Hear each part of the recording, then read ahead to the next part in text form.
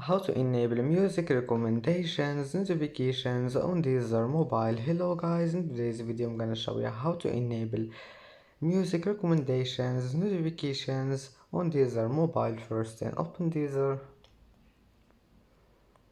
and then just click here, this one in the top corner, and here you will find the notifications. Click on it,